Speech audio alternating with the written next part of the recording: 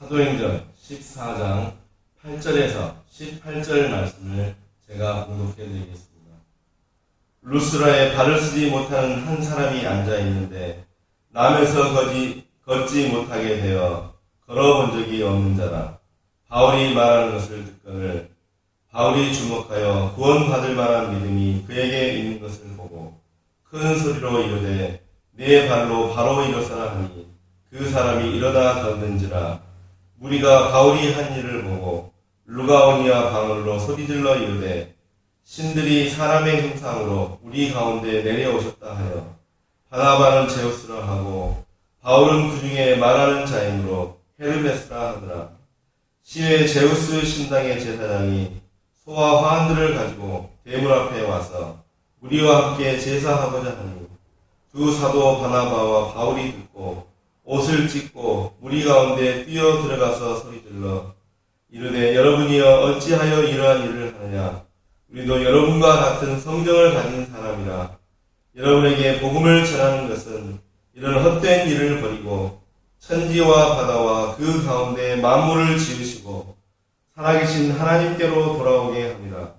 하나님이 지나간 세대에는 모든 민족으로 자기들의 길들을 가게 방임하셨으나 그러나 자기를 증언하지 아니하신 것이 아니니 곧 여러분에게 하늘로부터 비를 내리시며 결실기를 주시는 선한 일을 하사 음식과 기쁨으로 여러분의 마음에 만족하게 하셨느니라 하고 이렇게 말하여 겨우 무리를 말려 자기들에게 제사를 못하게 하니라.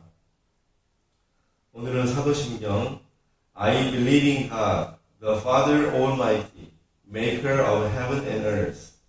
나는 전능하사 천지를 만드신 하나님 아버지를 믿습니다.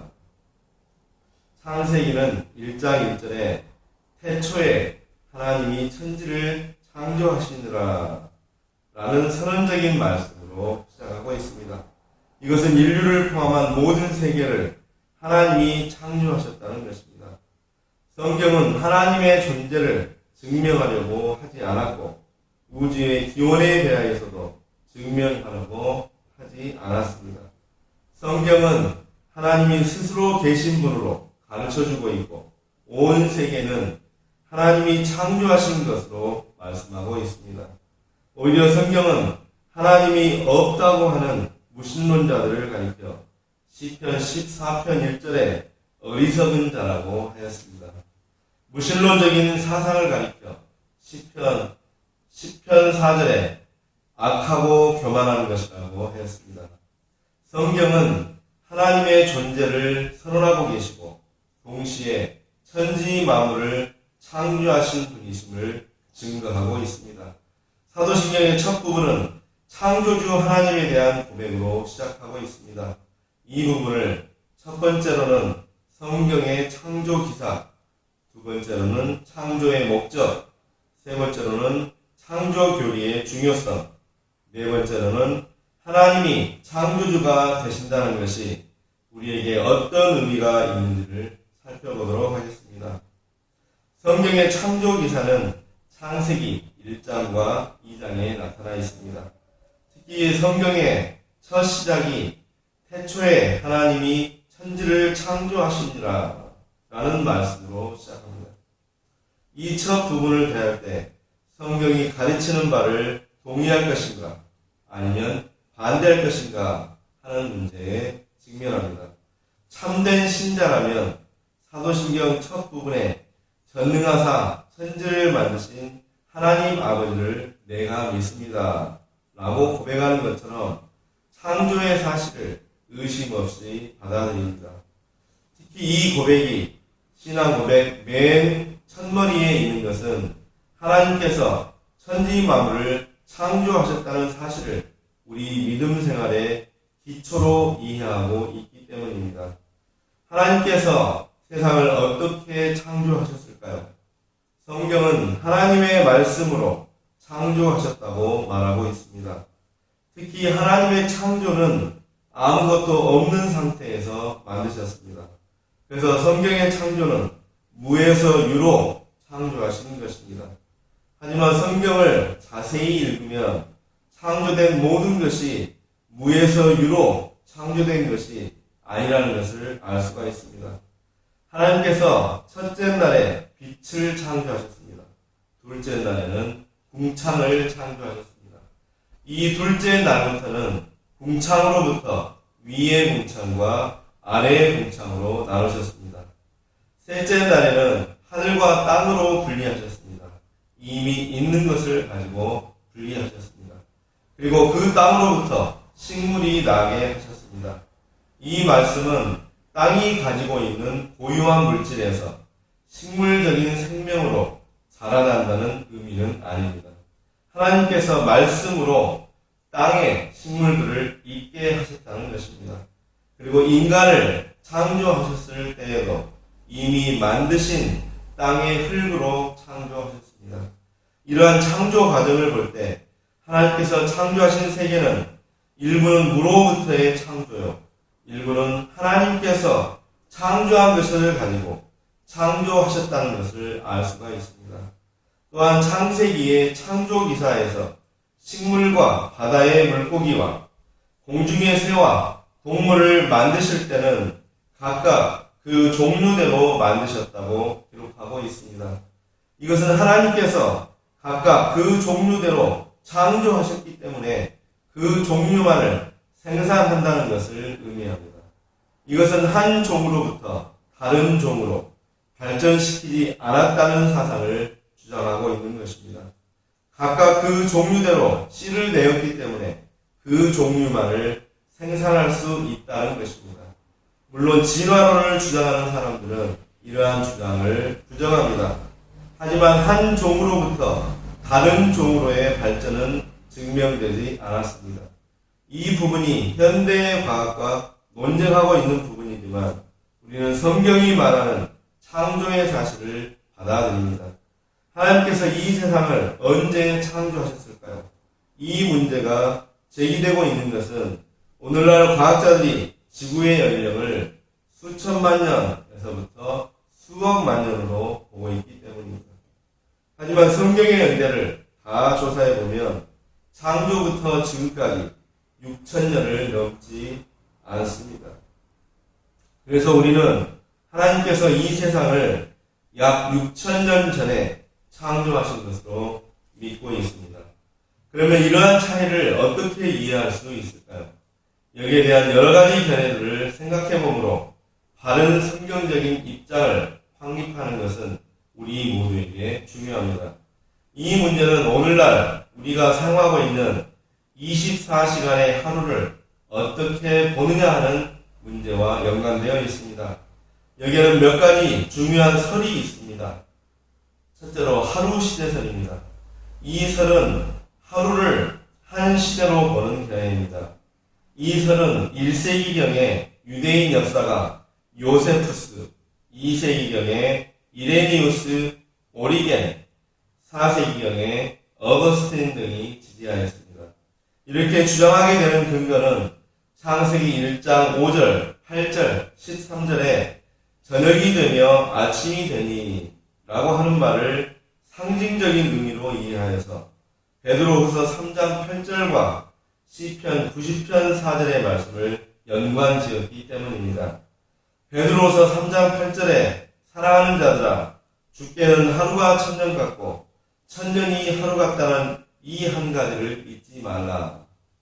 시편 90편 4절에 주의 목전에는 천년이 지나간 어제 같으며 밤의 한순간 같을 뿐이니이다.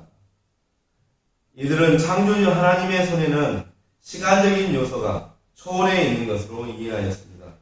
하지만 여기에 대한 문제점은 안식일의 계명에 위배된다고 하는 것입니다. 출애굽기 20장 8절에서 11절은 창세기 1장의 설명이라고 볼 수 있는데 만일 창세기 1장에서 하루 개념이 오늘날 말하는 현실적인 하루가 아니라면 제7일의 안식일은 어떻게 설명할 수 있겠습니까? 만약에 하루 시대설로 이해한다면 이 점을 이해할 수가 없는 것입니다. 두 번째, 중간기 계획의 여자적 하루설. 이 설은 주로 세대주의 입장에 있는 사람들에 의해서 많이 받아들여지고 있습니다. 이설은 하루를 오늘날처럼 24시간으로 보지만 창세기 1장 1절과 1장 2절 사이에 긴 중간기가 개입되었다고 보고 있습니다. 이렇게 주장하는 근거는 땅이 혼돈하고 공허하며 흑암이 깊음 위에 있고를 예레미야 4장 23절의 말씀과 연결시켰기 때문입니다. 예레미야 4장 23절에 보라 내가 땅을 본즉 혼돈하고 공허하며 하늘에는 빛이 없으며 이들은 사탄의 타락으로 지구상에 혼돈의 시대가 있었다고 보는 것입니다. 그리고 이들은 이사야 14장 12절의 말씀을 들어서 범죄한 천사가 하늘에서 떨어졌고 그의 역사로 인하여 지구가 혼돈되었다고 설명합니다. 이사야 14장 12절에 너 아침의 아들 계명성이여 어찌 그리 하늘에서 떨어졌으며 너 열국을 엎은 자여 어찌 그리 땅에 지켰는고. 하지만 이 본문은 내용적으로 바벨론 왕의 멸망을 비유적으로 표현한 말로 보고 있습니다. 세 번째로 여자적 하루설이 있습니다. 이 설은 창세기의 하루를 오늘날의 24시간으로 보는 견해입니다. 그 주장 근거는 다음과 같습니다. 제1차적으로 24시간의 하루를 의미하는 말로 이해하는 것입니다. 히브리어의 날을 의미하는 욤을 얘기하는 것입니다. 두 번째로 창세기 1장에 저녁이 되며 아침이 되니라고 하는 말을 하루로 받아들이지 않고 수천 년 동안 계속되었다면 세 번째 날에 창조된 식물이 어떻게 살 수 있었겠는가 하는 의문이 생기게 된다는 것입니다. 세 번째로 안식일의 문제에서 하나님께서 출애굽기 20장 8절에서 11절에 현실적인 제7일을 안식일이라고 하셨습니다. 하나님께서 일곱째 날을 안식일로 지키라고 하셨을 때 만약에 다른 날이 한 시대나 세대였다면 안식일을 한 시대나 세대만큼 그렇게 오랫동안 쉬어야 하는가 하는 의문을 가지게 된다는 것입니다. 네 번째로 6일 중 3일은 분명히 오늘날의 3일과 다를 바가 없습니다. 왜냐하면 넷째 날에 태양과 달과 별을 만드셨기 때문에 그 날은 오늘날과 같이 태양을 기준으로 만들어진 날입니다. 그렇다면 뒤의 3일과 같이 앞의 3일도 같아야 되지 않겠는가 하는 것이 그 근거입니다. 이상에서 살펴본 것 같이 창조시의 날을 오늘날과 같이 하루로 계산한다면 창세기 5장의 계보를 계산해 볼 때 지구의 연령은 지금부터 약 6,000년 정도가 된다는 것입니다. 그러면 오늘날 과학자들이 지구의 연령을 수천만 년 혹은 수억만 년 하는 견해를 어떻게 이해할 수 있을까요? 이 부분에 대하여 사람들은 성경을 비과학적이고 사람들이 지어낸 이야기로 보려고 하는 경향을 가지고 있습니다. 하지만 오늘날 과학이 발달했더라도 지구의 연령을 정확하게 산출한 학자가 있는 것은 아니고 단지 추정하고 있을 뿐입니다. 오늘날 과학자들이 지구의 연령을 수천만 년이나 수억만 년으로 추측한다고 할지라도 성경이 창조의 연대를 분명히 말하지 않는다고 할지라도 성경 말씀을 비과학적이거나 사람들이 지어낸 신화로 간주해서는 안 되는 것입니다. 하나님께서는 아담과 하와를 창조하실 때 갓난아이로 창조하신 것이 아니라 벌써 모든 피조물을 지배할 수 있는 성인으로 창조하셨던 것과 같이 세상을 이미 수목이 울창한 성숙한 지구로 창조하셨기 때문입니다. 이것을 성숙창조설이라고 합니다. 그러므로 그때의 지구의 연령을 누가 헤아려서 알 수가 있겠습니까? 천지와 모든 만물의 창조는 24시간을 하루로 보는 엿새 동안에 창조되었다고 해서 비과학적으로 판정해서는 안 되는 것입니다. 우리가 믿는 가장 중요한 원리는 과학적으로 모든 것이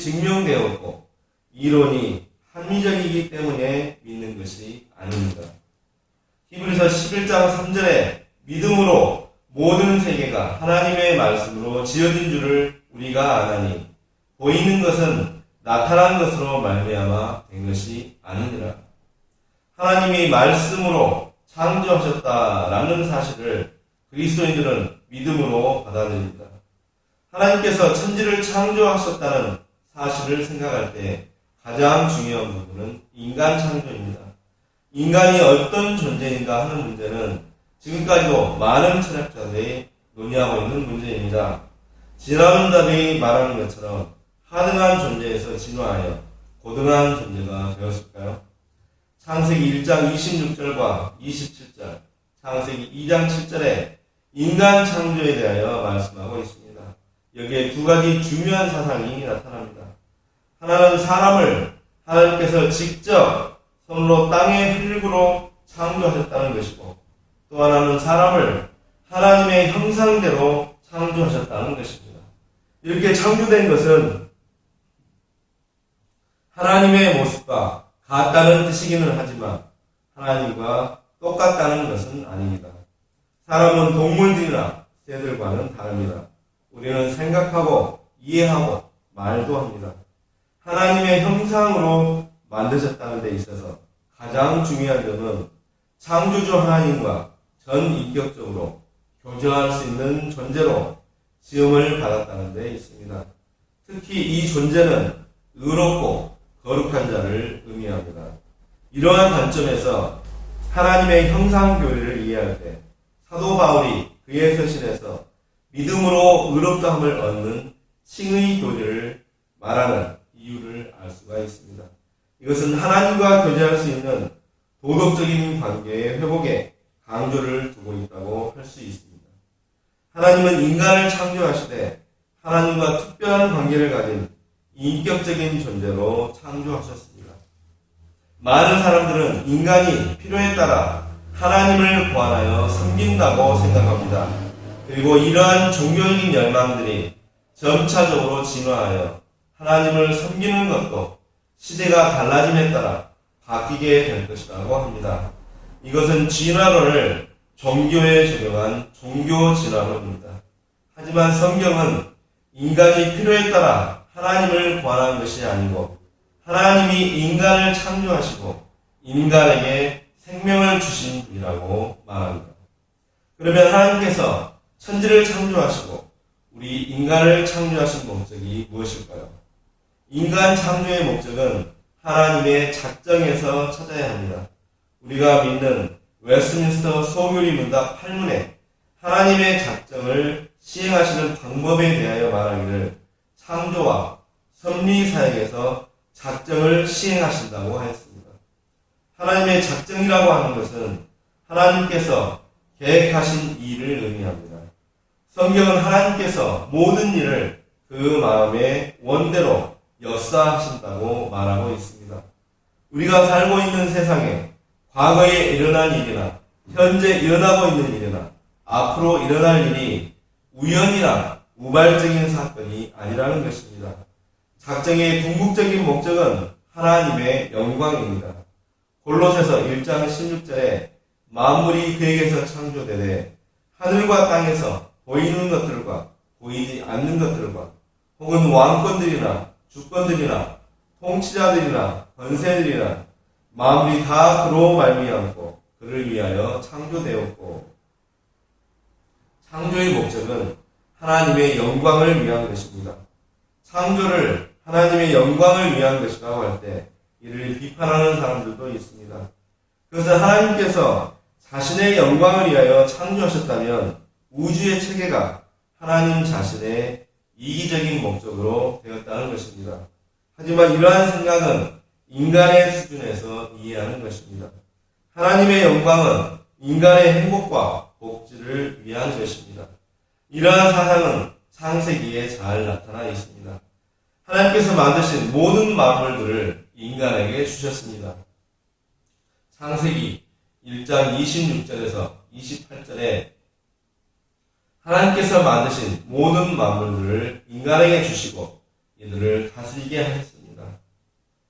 하나님이 자기 형상, 곧 하나님의 형상대로 사람을 창조하시되 남자와 여자를 창조하시고 하나님이 그들에게 복을 주시며 하나님이 그들에게 이르시되 생육하고 번성하여 땅에 충만하라.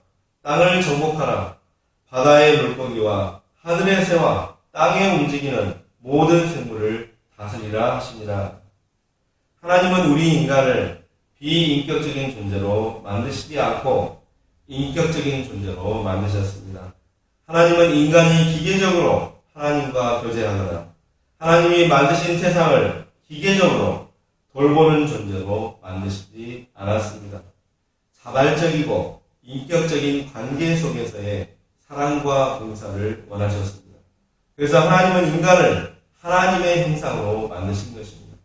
하지만 하나님이 우리 인간을 하나님의 형상이라는 특별한 존재로 창조하셨다고 할지라도 우리는 피조물로서 마땅히 창조주 하나님에게 순종해야 합니다. 하나님께서는 언약이라는 수단을 통해서 교제하시며 은혜와 사랑을 베풀어 주시기를 기뻐하셨습니다. 그 언약의 내용이 창세기 2장 16절과 17절에 나타나 있습니다. 여호와 하나님이 그 사람에게 명하여 이르시되 동산 각종 나무의 열매는 내가 임의로 먹되 선악을 알게 하는 나무의 열매는 먹지 말라. 내가 먹는 날에는 반드시 죽으리라 하십니다. 이 언약은 일반적으로 인간의 순종을 조건으로 맺은 언약이기 때문에 행위 언약이라고 불려지기도 합니다. 하나님의 언약을 지킴으로 생명을 얻을 수 있다는 의미에서 생명의 언약이라고 불려지기도 합니다. 만약에 인간이 하나님과의 언약을 지켰다면 영원히 죽음을 보지 않고 에덴 동산에서 살 수 있었을 것입니다. 그래서 하나님을 섬기는 일은 바로 인간의 행복과 직결되어 있다는 것을 알 수가 있습니다. 하나님께서 인간을 창조하신 목적을 볼 때도 하나님의 영광을 위한 것이라는 사실을 알 수가 있습니다. 하나님께서 천지 만물을 창조하셨다는 사실을 받아들이는 일은 중요합니다. 그런데 이러한 창조 사실을 부인하려고 하는 사람들이 많이 있습니다. 찰스 다윈의 영향을 받은 진화론이 있습니다. 진화론이 말하는 핵심은 어떤 물질이 오랜 세월을 지나는 동안에 여러 가지 방식으로 결합하여 고등한 생물로 또는 다른 물질로 진화한다는 것입니다. 저는 한동대 총장 김영길 박사님이 쓴 책에 창조에 대한 글이 많이 있습니다. 그 중에 이 우주에 있는 생물체는 아미노산으로 구성이 되어 있다고 하였습니다. 그런데 이 아미노산이 합쳐져서 단백질이 될 확률은 10의 130승분의 1이라고 하였습니다. 그리고 아미노산과 단백질이 모두 합쳐져서 가장 원시적인 형태의 생명체가 될 확률은 10의 167만 6260승분의 1이라고 하였습니다. 이 숫자는 0에 가깝습니다. 어떤 방식으로 이렇게 계산하였는지는 제가 분명하게 알지 못합니다. 하지만 이 부분에 대하여 많이 연구한 학자이기 때문에 상당히 설득력을 가지고 있습니다. 김영길 박사님을 중심으로 조직된 학회가 창조과학회입니다. 이 학회가 조직이 되어서 성경적인 입장에서 만물을 연구하고 있습니다. 이 학회는 지금까지 우리 한국교회와 사회에 상당히 많은 영향을 미쳤습니다. 하나님의 말씀을 믿고 하나님께서 말씀으로 천지를 창조하셨다는 사실을 믿는 우리 신자는 이렇게 부분적이지만 과학적으로 증명되고 있다는 사실에 큰 용기를 얻게 됩니다. 하지만 아직까지 각급 학교의 교과서에 창조론이 실리지 못하고 있습니다. 우리 신자는 우리의 신앙 고백과 반대되는 교육을 받고 그것에 지배를 받고 있는 셈입니다. 우리의 자녀들이 신앙 고백과 일치하는 교육을 받을 수 있도록 기도하고 노력해야 합니다. 하나님의 창조를 부정하는 또 하나의 이론은 종교 철학적인 의미로 범신론입니다. 범신론을 말 그대로 모든 만물에 신이 있다는 것을 의미합니다. 이것은 신과 피조물은 동질이며 따라서 모든 피조물은 신의 일부라는 것입니다. 그래서 범신론은 자연과 인간과 하나님은 곧 하나라는 것입니다. 예를 들자면 소가 송아지를 낳았으면 소와 송아지는 동질입니다. 이와 같이 범신론은 신에게서 인간이 왔기 때문에 신과 인간은 동질이며 같은 것이라고 하는 것입니다. 이러한 범신론의 경우에는 하나님도 없고 창조도 없습니다. 인간은 자연의 일부요 신의 일부가 되는 것입니다. 하지만 성경은 인간이 하나님께로부터 나온 것이 아니라 하나님께서 창조하신 피조물이라고 말합니다. 단지 하나님께로부터 나온 분은 예수 그리스도밖에 없습니다. 그래서 우리는 하나님과 하나님의 아들 예수님을 같은 분으로 이해하고 있습니다. 하나님의 창조를 부인하는 세 번째 부류는 자유주의 신학자들입니다. 그들은 하나님의 창조를 신화로 간주하려고 합니다. 특히 창조 사실을 기록하고 있는 창세기 1장에서 3장의 내용을 신화로 취급하려고 합니다. 창조 이야기는 단순히 성경에 나오는 옛날 옛적 이야기로 간주되어서는 안 됩니다. 창조를 역사적 사실로 받아들이지 않고 사람들이 지어낸 이야기로 이해해서는 안 됩니다. 창조 사실은 역사 가운데 실제 있었던 이야기이기 때문입니다. 우리가 알아야 할 중요한 사실은 창조를 부정하게 되면 인간의 창조와 타락을 부정하는 것이 됩니다. 그렇게 되면 죄를 부정하게 되고 죄에서의 구원의 필요성을 부정하는 것이 됩니다. 구원의 필요성이 부인되면 예수 그리스도의 오심도 부정하게 되는 것입니다. 이들에게 예수 그리스도는 단지 이 세상에 있었던 한 사람에 불과합니다. 이러한 이유에서 성경의 기독교 교리의 핵심은 창조의 그 뿌리를 두고 있습니다. 창조는 성경의 모든 계시의 출발점입니다. 창조 교리의 중요성은 여기에 있습니다. 하나님이 창조주라는 사실이 의미하는 것은 무엇일까요? 하나님이 창조주라는 지식의 가장 중요한 의미는 하나님만을 섬기고 예배하는 데 있습니다. 이사야 선지자는 거짓 신을 예배하는 자들의 어리석음을 책망하였습니다. 땅의 기초와 하늘의 운행을 보고도 창조주 하나님을 알지 못하였기 때문입니다.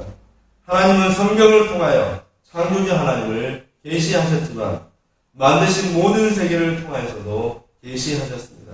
그래서 누구든지 나는 하나님을 알지 못한다라고 핑계할 수 없습니다. 사도 바울의 선교 여행 당시에 루스드라 지역에 있었던 일은 우리에게 하나님이 창조주라는 사실이 어떤 의미를 가지는지를 잘 보여주고 있습니다. 사도 바울과 바나바가 루스드라 지역에서 복음을 전파할 때 한 안진뱅이가 있었습니다. 그가 바울이 설교하는 것을 듣게 되었습니다. 바울이 설교 도중에 그를 주목하여 보게 되었습니다. 바울은 그에게 구원받을 만한 믿음이 있는 것을 보게 되었습니다. 그래서 바울은 큰 소리로 말하면서 내 발로 바로 일어서라 라고 하였습니다. 그때 나면서 안진뱅이 된 사람은 뛰면서 걷게 되었습니다. 그런데 이 광경을 본 사람들의 반응을 보면 참 놀랐습니다. 사도행전 14장 11절과 12절에 무리가 바울이 한 일을 보고 루가오니아 가널로 소리질러 이르되 신들이 사람의 형상으로 우리 가운데 내려오셨다 하여 바나바는 제우스라 하고 바울은 그 중에 말하는 자이므로 헤르메스라 하더라.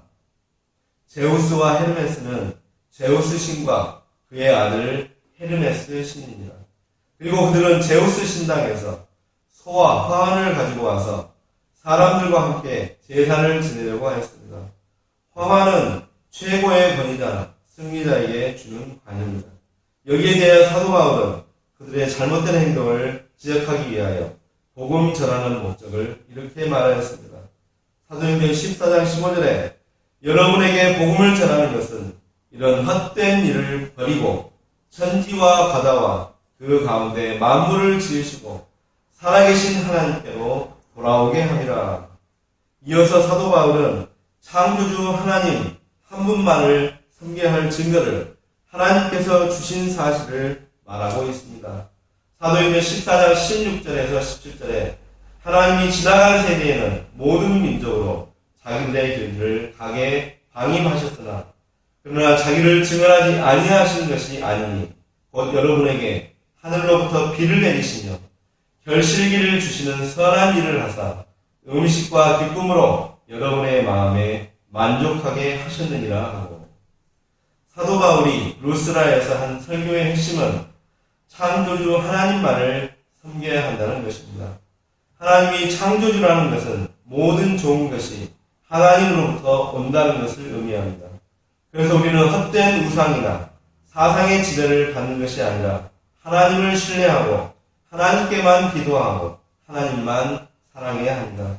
인간이나 만물들은 진화론자들이 이야기하는 것처럼 어떤 물질이 진화하여 고등한 생물로 또는 다른 물질로 진화한 것이 아닙니다. 하나님께서 세상을 창조하셨습니다.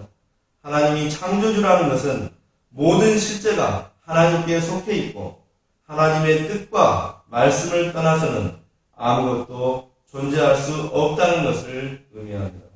하나님의 말씀이 존재하는 모든 것을 해석해야 합니다.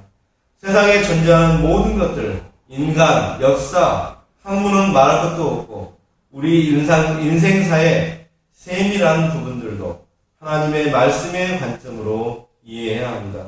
이것이 우리가 믿는 기독교 세계관의 출발점이기도 합니다.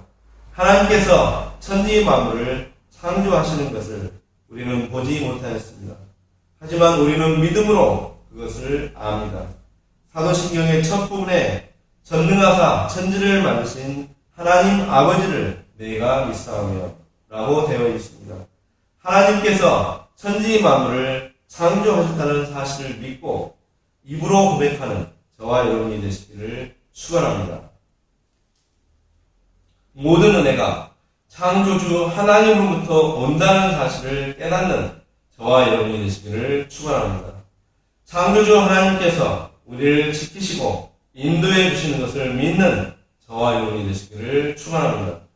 우리의 마음을 다하고 힘을 다하여 하나님만을 사랑하는 저와 여러분이 되시기를 축원합니다.